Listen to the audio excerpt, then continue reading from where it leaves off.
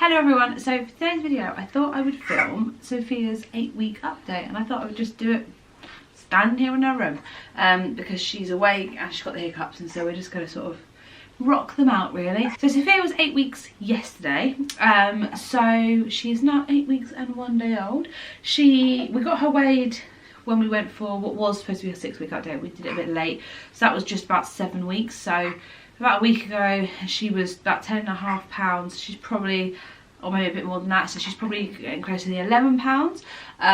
She's in like the 50th percentile for everything, which basically means she's just an average Joe little baby. The doctor said to me she couldn't be more average, is basically the wording that he used. She is still being breastfed at 8 weeks. We actually, to begin with, so when we were in the hospital, I was breastfeeding, and then I went to expressing when we came home because I really struggled with getting her to stay on the boob.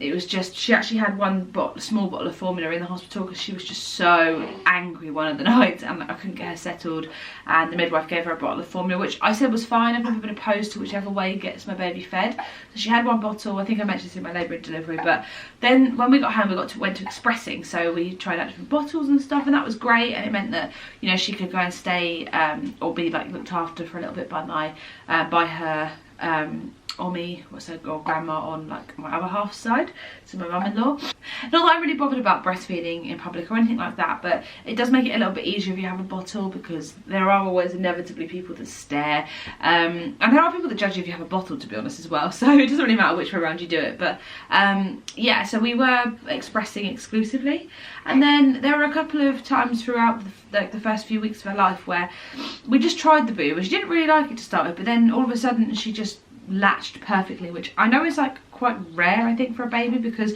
she's gone from nipple to a few different types of bottles and then back to nipple. Like, she's not really that fussy. So now we're basically exclusively breastfeeding because it's easier. I don't have to sterilise bottles. My only problem is I wanted to keep her like having one bottle a day, purely so that she wouldn't get confused if I then get her looked after, or she like stays at her Rommies or whatever it is for the night. But actually I haven't given her a bottle in a while, and I tried to give her a bottle yesterday and she was a little bit confused about it, so I'm going to start trying to introduce it back in again, like later on when she's not stressed about having food and not like desperately hungry, and so she can sort of slowly eat and get used to it again. But I'm not really too worried because we've changed quite a few times, and she's a brilliant feeder on the boob, so you know, what will be will be. She is very, very alert these days. She's sort of always, we have a little bit of a routine down these days, but she's very alert. She's always staring around, and we get lots of smiles nowadays, and she's starting to work out her voice, so she will sort of look at you and just make the most ridiculous noises, and it's very sweet. I'll see if I've got any clips, I'll insert some maybe at the end. And then what else do we have? Also, you can also look at like the vlogs that I do. You can see like baby things happening there. But a typical day for Sophia would be, we wake up at about 8ish Monday to Friday. At the weekend we still wake up, we kind of laze around in bed for a bit longer, but Monday to Friday we get up at about 8ish, which is perfect. She has a feed at like 6:30 in the morning, so in theory I could get up then and start my day, but I've been a bit lazy just laying in with her. I want to starting my day a bit earlier because there's a lot for me to do and the hours go very fast when you're counting like every 3 hours.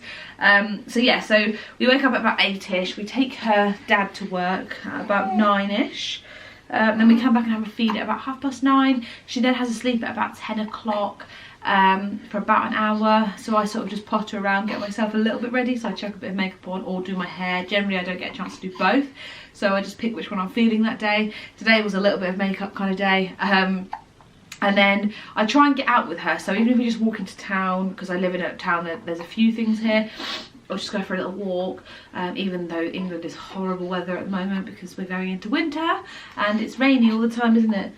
So we try and get out because it's good for us. So even if sometimes we just go to the shops and just browse or whatever, and it gives her a bit more time to have a bit more of a sleep as well. So generally after her about hour-ish sleep, I chuck her in the car, and we go out for a bit, and then we get back and we have a feed at sort of lunchtime-ish. She generally goes about 3 hours. I can probably push it to 3.5 if I really need to. She has like longer feeds now, so I could do that, and she's quite good at, like, if we're out and about, she just kind of she falls asleep really easy in the car, so that's really handy. And she generally sleeps really well in her pushchair. And like if I carry her or I wear her, I have a baby Bjorn and the Moby wrap, so I wear her in one of those two quite often, and she sleeps really well. So we're quite lucky in that respect, so we can get out and do everything we need to do still. And anyway, and then so we'll have to feed about lunchtime-ish. So we had her feed today at about 1, which was a little bit later because actually our whole morning routine was a little bit later. But so we had her feed about 1 or 12 or 1-ish, and then she has a bit of a play. I keep her awake for a little bit. We change her nappy. I generally get her dressed at about the lunchtime-ish thing. Sometimes I'll do it after the 10 o'clock feed, after that nap, but otherwise it'll be the lunchtime-ish thing. I'll put her in some like clothes, and then she's sort of ready for the afternoon time.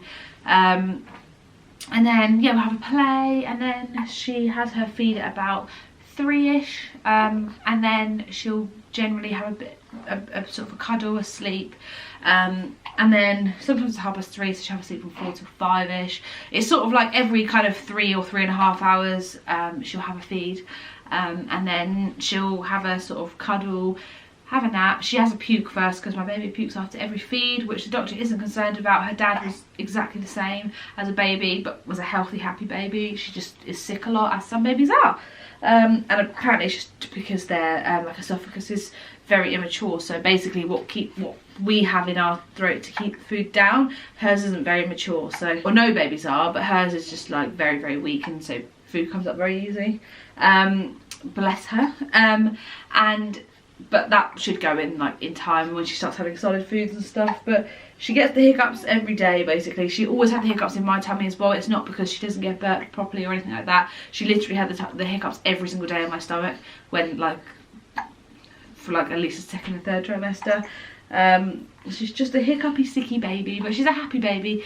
And then yeah, so bedtime routine, we don't have a nighttime routine very well at the moment, although we're going to start trying to implement this week a bit of a nighttime routine. Nothing too strict because she is only 8 weeks old, and I'm just more of like she's kind of slotted herself into this kind of daytime routine and when she sleeps and wakes and stuff. So I kind of am led by her a bit, but also there are certain things that we want to implement into the routine. So bath time, we generally try and do a bath, although we haven't done because we're waiting to sort out a heater in our house, like specifically for when she's bathing, because we have night storage heaters and we don't turn all of them on in the house, and so I can't bath her when it's cold because I don't want her to get freezing. So literally for the last couple of days she hasn't had a bath, but you know, she's an 8-week-old. So but generally we'll bath her at about 7:30 or 8-ish. We always do stuff later at night because, well, my other half has Spanish blood and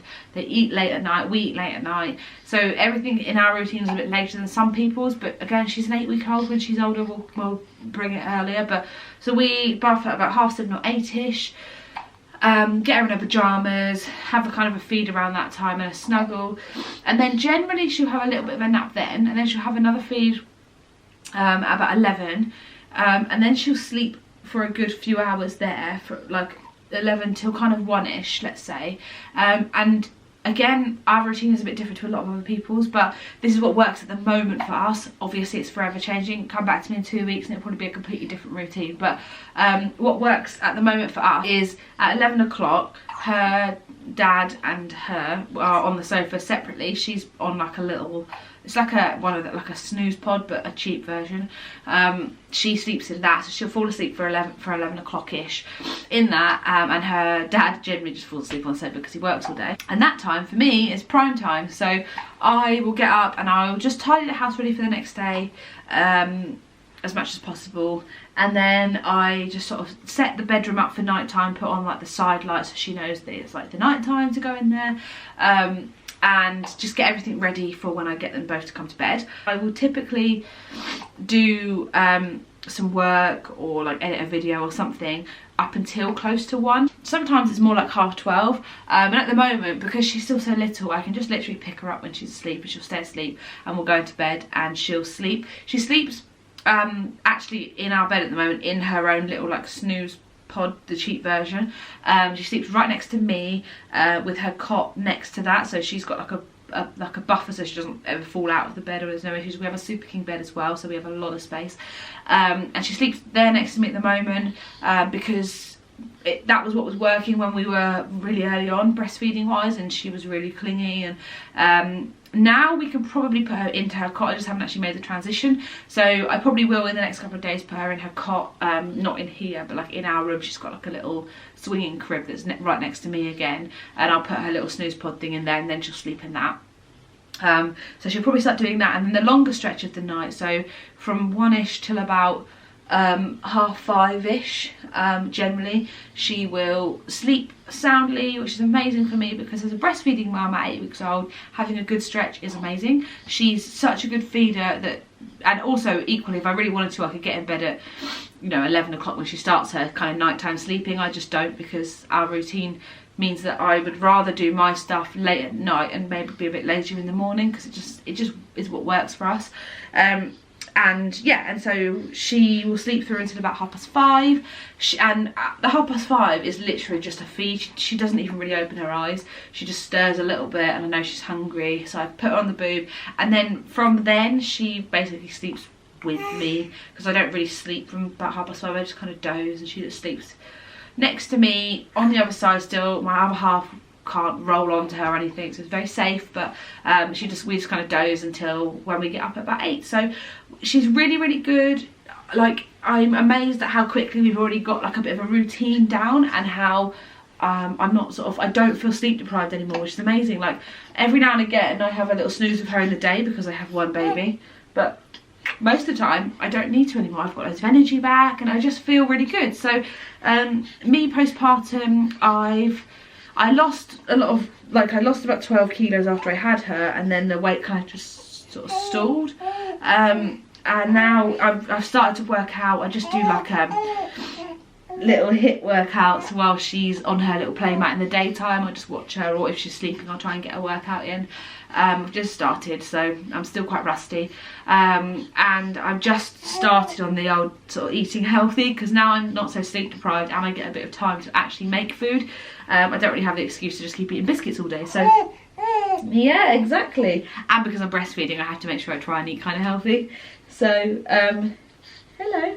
Yeah, so I've started eating healthier. I had my 6-week checkup, so was her, and we both got signed off as okay. And I'm healed and everything, so that's all good. As I say, I just feel really good now. I'm really enjoying. To begin with, it was really hard, I'll be honest. The first few weeks of having a baby, when you go from not having a baby to having a baby, is a massive transition, and it's amazing. But when you're healing, and I was very iron deficient as well, I just didn't feel good, and it was a bit of a struggle. And she was very clingy, and because she was sicky but couldn't figure out how to get it up, now she's a pro at it. It's like, she'll feed, she feeds a bit too much, but like, even if she didn't feed too much, by the way, or if we slowed it down, we've tried all the methods, she just, excuse you, she's just a pukey baby, and that's just the way it is. But as I say, she's a happy baby. She might puke in a minute and you wouldn't even know that she was about to puke, sort of thing. It's just one of those things. But when she was younger and she couldn't figure it out, it was like, is it colic? She would just cry all the time, and she was really struggling to get it out, and it was really tough to begin with. Now I know her quite well. I know what her cries are. She knows me, obviously, now. Like, you know, you just have to get to know your baby even if you've grown them, because you don't know what they're going to be like on the outside. So yeah, we're like little besties now, so, which is fab. We have the best time now. We get smiles and stuff, and she feeds really well. Postman came. We've got a lovely postman here. Anyway, I think what I was saying is, now, like, she knows how to work her body a bit better, and like, we've bonded, and just everything is just great. And now I'm like, she is literally going to be 2 months in 4 days, and I can't believe that 2 months of her life have already happened. And I know everyone says it goes quickly, but does it go quickly? Oh my goodness, it goes so quickly. See, she's not happy about it either.